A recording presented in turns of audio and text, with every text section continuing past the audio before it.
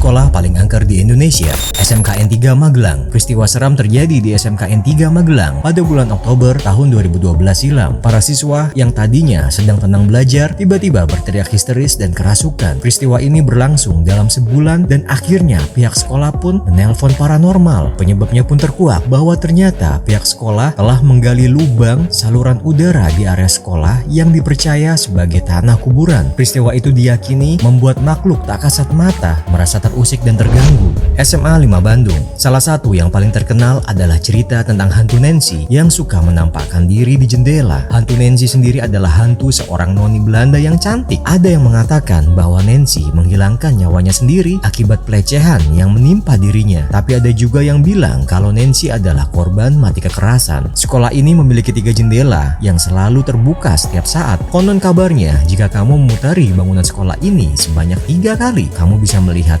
sosok Nancy di salah satu jendela yang terbuka itu. SMA Tugu Malang. Dinamakan SMA Tugu karena sekolah ini adalah gabungan dari SMA 3, SMA 1, dan SMA 4 Malang. Di sekolah ini sering terlihat bercak darah di beberapa ruangan kelas dan aulanya. Di tempat-tempat itulah dikatakan bahwa hal-hal yang berbau mistis terjadi. Bercak darah biasanya terlihat pada ubin dan jika ditukar, maka bercak darah akan muncul kembali. Lalu barang siapa yang mencoba menggantinya akan jatuh sakit. SMK 2 Yogyakarta. SMK ini merupakan salah satu bangunan sekolah yang tertua di Indonesia. Sekolah ini juga dikenal sebagai sekolah yang diberi nama Princess Juliana School. Uniknya, ada ruang bawah tanah yang konon digunakan sebagai ruang ujian pada zaman penjajahan Jepang dan ada lorong menuju bengkel otomotif yang dulunya pada masa kolonial digunakan sebagai tempat kamar mayat dari sebuah rumah sakit. Lorong tersebut juga sering memunculkan penampakan-penampakan yang mengerikan. Ada juga ruang perbatasan antara SMK